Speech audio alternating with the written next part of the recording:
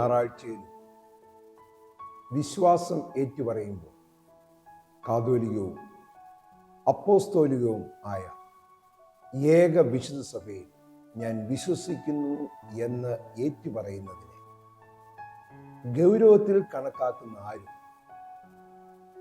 സ്വയം ചോദിക്കുവാൻ സാധ്യതയുള്ളൊരു ചോദ്യം, ദൈവവിശ്വാസത്തോടൊപ്പം പ്രഖ്യാപിക്കേണ്ട ഒന്നാണോ സഭയിലുള്ള വിശ്വാസം എന്നത്? സഭ മനുഷ്യരുടെ ബുദ്ധിയിൽ രൂപപ്പെട്ട ഒരാശയമല്ല. തീർച്ചയായിട്ടും അത് ദൈവത്തിൻ്റെ പദ്ധതി തന്നെയാണ്. വിശ്വസിക്കുന്ന സമൂഹമായ സഭയ്ക്കാണ് ദൈവം വെളിപ്പാട് നൽകിയിരിക്കുന്നത്, അല്ലാതെ കേവലം ഒരു കൂട്ടം ആളുകൾക്കല്ല എന്ന ബിഷപ്പ് അപ്പസ്വാമിയുടെ വാക്കുകൾ പൂർണ്ണമായിട്ട് ഞാൻ വിശ്വസിക്കുന്നു. CSI, CNI, മർത്തോമാ സഭകൾ ഐക്യ ഞായറാഴ്ചയായിട്ട് കൊണ്ടാടുന്ന ഇന്നേ ദിവസം സഭയുടെ നന്മകളെക്കുറിച്ചും സഭയുടെ പോരായ്മകളെക്കുറിച്ചും സഭയുടെ ഭാവിയെക്കുറിച്ചും ചിന്തിക്കുന്നത് തീർച്ചയായും നന്നായിരിക്കും എന്ന് ഞാൻ കരുതുന്നു. വേദപുസ്തകത്തിൽ സഭയെ പലതിനോടും സാദൃശ്യപ്പെടുത്തി എഴുതിയിട്ടുണ്ട്. ക്രിസ്തുവിൻ്റെ ശരീരം, മണവാട്ടി, ദൈവഭവനം, ഇങ്ങനെ പലതും. എന്നാൽ ഏറ്റവും പ്രധാനപ്പെട്ടത് എന്ന് ഞാൻ കരുതുന്നത് വിളിച്ചു വേർതിരിക്കപ്പെട്ട സമൂഹം അഥവാ എക്ലീഷ്യ എന്നുള്ളത്. പൗലോസിന്റെ കാഴ്ചപ്പാടിൽ സഭ ദൈവത്തിൻ്റെ മന്ദിരമാണ്. യേശുക്രിസ്തുവിൽ ഒരു പുതിയ മന്ദിരം സ്ഥാപിതമാകും. യേശുക്രിസ്തുവാണ് അവിടുത്തെ പ്രധാന മൂലക്കൽ. മറ്റ് കല്ലുകളെയെല്ലാം ഒന്നിപ്പിക്കുന്ന മൂലക്കല്ലായിട്ട് ക്രിസ്തു നിലകൊള്ളുന്ന സഭയാണ് പൗലോസ് അപ്പോസ്തലന്റെ ദർശനം. പൗലോസ് അപ്പോസ്തലന്റെ കാലഘട്ടത്തിൽ യഹൂദ യവന ജനതകളെ ഒന്നിപ്പിക്കുന്ന മന്ദിരമായിരുന്നു സഭ. 1947 വ്യത്യസ്ത പാരമ്പര്യമുള്ള സഭകളെ ഒന്നിപ്പിച്ച് ദക്ഷിണേന്ത്യാ സഭ CSI സഭ രൂപപ്പെടുമ്പോൾ 1970 CNI സഭ രൂപപ്പെടുമ്പോൾ ഇതേ ദർശനമായിരുന്നു എന്ന് നാം ഓർക്കേണ്ടതാണ്. ഐക്യം വളർച്ചയുടെ ലക്ഷണമാണ്. ഐക്യം ആത്മീയ പക്വതയുടെ ലക്ഷണമാണ് എന്നുള്ളത് ഒരിക്കലും നാം മറക്കരുത്. എന്നാൽ നിർഭാഗ്യവശാൽ ഇന്ന് പലപ്പോഴും സഭയ്ക്കുള്ളിലും സഭകൾ തമ്മിലും ഇതിന് വിപരീതമായ ദിശയിലുള്ള യാത്രകളാണ് നാം കാണുന്നത്. ഈ പശ്ചാത്തലത്തിലാണ് വളരെ പരിചിതമായ 133 സങ്കീർത്തനം ധ്യാന വിഷയം ആക്കുന്നത്. CSI സഭയുടെ വിശുദ്ധ സംസർഗ ശുശ്രൂഷയുടെ ഏറ്റവും പ്രധാന ഭാഗത്ത് നാം പറഞ്ഞാരംഭിക്കുന്നത് ഈ സങ്കീർത്തനത്തിലെ ആദ്യ വാക്യമാണ്. ഇതാ സഹോദരന്മാർ ഒത്തൊരുമിച്ച് വസിക്കുന്നത് എത്ര ശുഭവും എത്ര മനോഹരവുമാണ്. ഈ പരിചിതമായ സങ്കീർത്തനത്തെ 3 തലങ്ങളിൽ കണ്ടെത്തുവാനുള്ള ശ്രമമാണ് ഞാൻ നടത്തുന്നത്. പെയിൻ ഓഫ് ക്രിസ്ത്യൻ ഡിസ്യൂണിറ്റി എന്ന ആശയം പറഞ്ഞ് ആരംഭിക്കുവാനാണ് ഞാൻ ആഗ്രഹിക്കുന്നത്. ഭിന്നത എന്ന് പറയുന്നത് യേശുവിൻ്റെ ഹൃദയം മുറിക്കുന്ന നൊമ്പരം. കാരണം യോഹന്നാന്റെ സുവിശേഷം 17-ാമത്തെ അധ്യായത്തിൽ യേശുക്രിസ്തുവിൻ്റെ മഹാപുരോഹിത പ്രാർത്ഥനയിൽ യേശു കൃത്യമായി പറഞ്ഞു, അവർ ഒന്നായിരിക്കുന്ന പോലെ, നാം ഒന്നായിരിക്കുന്ന പോലെ അവരും ഒന്നായിത്തീർന്നു. അതാണ് യേശുവിൻ്റെ വാഞ്ച. ആ വാഞ്ചയ്ക്ക് വിപരീതമായി നാം പ്രവർത്തിക്കുമ്പോൾ തീർച്ചയായിട്ടും യേശുവിൻ്റെ ഹൃദയത്തിലേക്കുള്ള നൊമ്പരങ്ങളാണ് നാം നൽകുന്നത്.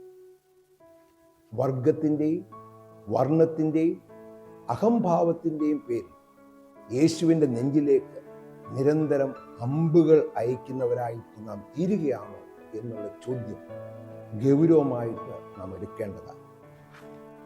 The worst scandal in the world is a divided church എന്ന് പറഞ്ഞത് വില്യം ടെമ്പിളാണ്.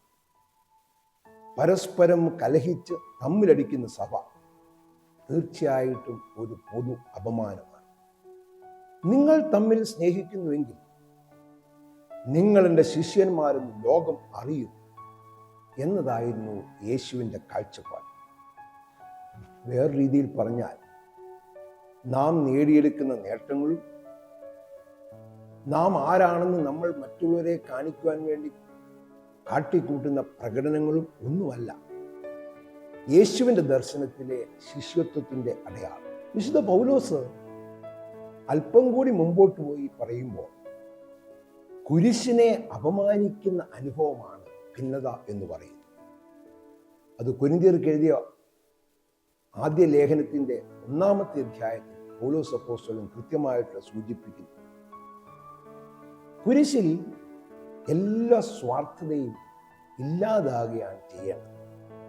എന്നാൽ കുരിശ് ധരിക്കുന്നവരും കുരിശ് വണങ്ങുന്നവരും കുരിശ് വരയ്ക്കുന്നവരും നിരന്തരം നിർഭാഗ്യവശാൽ സ്വാർത്ഥ കാര്യങ്ങൾക്കായിട്ട് കുരിശിനെ നിരന്തരം ബലഹീനമാക്കുകയാണ്. My way or no way എന്ന് പറയുന്നതിന് not my way but Christ way എന്ന് പറയുന്നതാണ് കുരിശിൻ്റെ വഴി.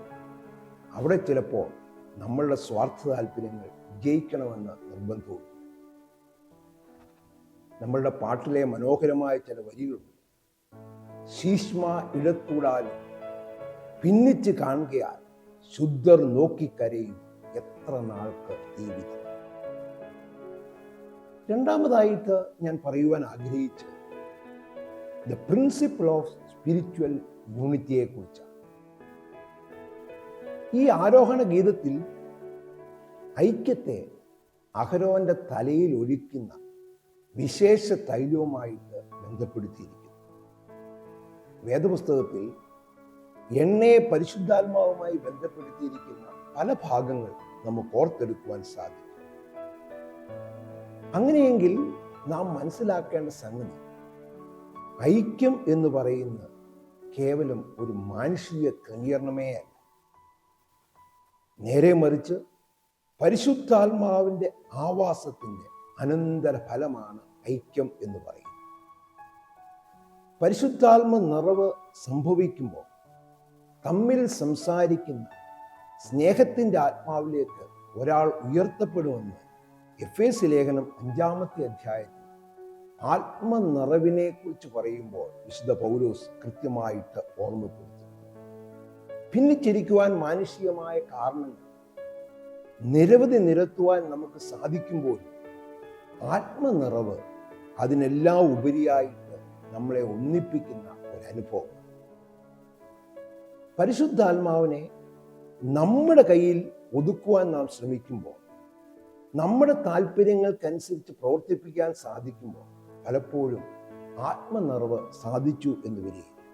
എന്നാൽ ആത്മാവിൽ നമ്മൾ വിധേയപ്പെടുമ്പോൾ, ആത്മനിറവ് യാഥാർത്ഥ്യമാകുമ്പോൾ ഭിന്നതയ്ക്കപ്പുറമായിട്ട് പരസ്പര സ്നേഹത്തോടും ബഹുമാനത്തോടും കരുതലോടും ജീവിക്കുവാൻ നമുക്ക് സാധിക്കും. പരിശുദ്ധാത്മാവ് ഐക്യമെന്ന സുഗന്ധം നമുക്ക് നൽകുന്ന അനുഭവം.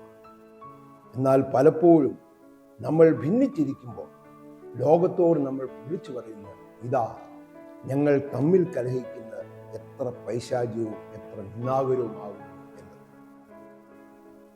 ഇവിടെ നാം പ്രത്യേകം ശ്രദ്ധിക്കേണ്ട മറ്റൊരു സംഗതി കൂടിയുണ്ട്. തലയിൽ നിന്നാണ് തൈലം ശരീരത്തിൻ്റെ മറ്റു ഭാഗങ്ങളിലേക്ക് വ്യാപിക്കുന്നത്. തല അധികാരത്തിൻ്റെയും നേതൃത്വത്തിൻ്റെയും ബലത്തിൻ്റെയൊക്കെയും പ്രകടിത രൂപം, പ്രതീകമാണ്. ഇത് കുറെ കൂടെ കൃത്യമായി നമ്മൾ മനസ്സിലാക്കണമെങ്കിൽ മനുഷ്യരെ ദൈവത്തോട് അനുരഞ്ജനപ്പെടുത്തുവാൻ ദൈവം മുൻകൈ എടുക്കുന്ന പ്രവർത്തനം പൗലോസ് അപ്പോസ്തലൻ സ്വയശൂന്യവൽക്കരണ സിദ്ധാന്തത്തിലൂടെ ലോകത്തോട് വിളിച്ചു പറയുക. അത് ഫിലിപ്പി ലേഖനം 2-ാമത്തെ അധ്യായത്തിൽ നമ്മൾ വായിക്കുന്നു. ദൈവത്തോടുള്ള സമത്വത്തിൽ, ദൈവത്തോടുള്ള അധികാരത്തിൽ അള്ളിപ്പിടിച്ചു കിടക്കാതെ സ്വയം ദാസരൂപമെടുത്തപ്പോൾ ദൈവം വിഭാവനം ചെയ്ത അനുരഞ്ജനവും ഐക്യവും സാധ്യമാണ്. നമുക്ക് പരിചിതമായ മറ്റൊരു പഴയ സംഭവം ശ്രദ്ധയിൽപ്പെടുത്തുവാൻ ഞാൻ ആഗ്രഹിക്കുന്നു. അധികാരവും പദവിയും ഉണ്ടായിരുന്ന വ്യക്തിയായിരുന്നു അബ്രഹാം. എന്നാൽ പ്രശ്നം പരിഹരിക്കുവാൻ വേണ്ടി, ലോത്തുമായുള്ള പ്രശ്നം പരിഹരിക്കുവാൻ വേണ്ടി സ്വയം താണ് ലോത്തിനെ സ്വീകരിക്കുകയും ലോത്തിന്റെ താല്പര്യപ്രകാരം ക്രമീകരണങ്ങൾ ചെയ്യുകയും ചെയ്തു. എന്നാൽ കഥ അവസാനിക്കുമ്പോൾ യഥാർത്ഥത്തിൽ നേട്ടം ലഭിക്കുന്നത് അബ്രഹാമിനാണ്. സ്വയം നഷ്ടം ഏറ്റെടുത്തപ്പോൾ അത് അനുഗ്രഹമാക്കി തീർക്കുന്ന ദൈവത്തെയാണ് നമ്മൾ കാണുന്നത്. ബലഹീനർ, ബലം കുറഞ്ഞവർ ഐക്യത്തിന് മുൻകൈ എടുക്കുമ്പോൾ അതൊരു കീഴടങ്ങലിന്റെ ചിത്രമായിട്ട് ഒരുപക്ഷെ പരിഗണിക്കപ്പെടുവാൻ സാധ്യതയുണ്ട്. അതുകൊണ്ട് തീർച്ചയായിട്ടും ക്രിസ്തീയ ഐക്യത്തിന് മുൻകൈ എടുക്കേണ്ടത് അധികാരവും പദവിയും ഉള്ളവർ തന്നെയാണ്.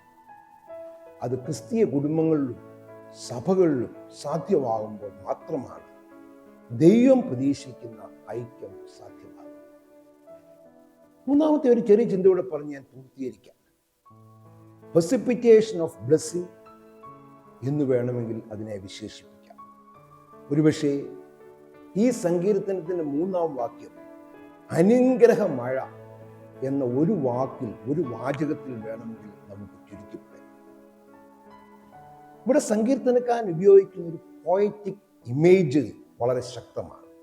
ലെബനോന്റെ സമീപത്ത് വലിയ ഉയർച്ചയുള്ള ഹെർമോൻ പർവ്വതത്തിൽ നിന്ന് അങ്ങ് ദൂരെ തെക്കുള്ള സിയോൻ പർവ്വതത്തിൽ മഞ്ഞുതുള്ളികൾ വീഴുക എന്നുള്ളത് തികച്ചും അസ്വാഭാവികമായൊരു കാര്യമാണ്.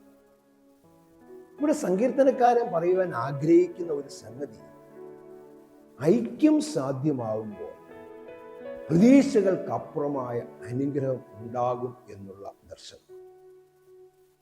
ചെറുപ്പകാലത്ത് വീട്ടിലൊരു ടാങ്ക് ഉണ്ടായിരുന്നു. ഒരിക്കൽ ടാങ്ക് ഇങ്ങനെ നിറഞ്ഞ് കവിയുക, പക്ഷേ വീടിനുള്ളിൽ ഒരു തുള്ളി വെള്ളം പോലും. ഇതിന്റെ കാരണം അന്വേഷിച്ച് പിതാവിന്റെ പിന്നാലെ ഞാനും ആ വലിയ പൊക്കത്തിൽ ആ ടാങ്കിന്റെ മുകളിൽ ചെന്നപ്പോൾ കണ്ടൊരു കാര്യം, ഈ ടാങ്ക് നിറച്ച് വെള്ളമുണ്ട്. ടാങ്കിലേക്ക് വെള്ളം വീഴേണ്ട ദ്വാരത്തിലൂടെ ഒരു അമ്പഴങ്ങ വീണ് വെള്ളം പുറത്തേക്ക് വരേണ്ടിടത്ത് അത് മുഴുവൻ തടസ്സം സൃഷ്ടിക്കും. ദൈവത്തിന്റെ അനുഗ്രഹങ്ങൾ നൽകുവാൻ ദൈവം ഇന്നും തയ്യാറാണ്. ചില അമ്പഴങ്ങകൾ നമ്മൾ സൃഷ്ടിച്ച് ദൈവത്തിന്റെ അനുഗ്രഹത്തിന് നമ്മൾ തടസ്സങ്ങൾ സൃഷ്ടിക്കുക. വളരെ ഫലം കായ്ക്കുമ്പോൾ നമ്മൾ ദൈവത്തെ മഹത്വപ്പെടുത്തുകയും യഥാർത്ഥ ശിഷ്യരാകുകയും ചെയ്യും എന്നതാണ് യേശുവിൻ്റെ ദർശനം. ഒരു ഭാരത സഭ തീർന്ന് ഈ നാടിന് അനുഗ്രഹമാകുന്നതിന് പകരം അകൽച്ചയുടെ മതിലുകൾ കെട്ടിപ്പൊക്കുന്നതിന് ഉത്തരവാദിത്വം ആർക്കാണ്? നാം ഗൗരവത്തിൽ ചിന്തിക്കും. നാം ആയിരിക്കുന്ന ഇടങ്ങളിൽ ഐക്യത്തിന് തടസ്സങ്ങൾ സൃഷ്ടിക്കുന്ന ആരാണ്? അത് ആ അമ്പഴങ്ങ ഞാനാണെങ്കിൽ എന്നെ തിരുത്തുവാൻ ദൈവമേ സഹായിക്കണമേ എന്ന് നമുക്ക്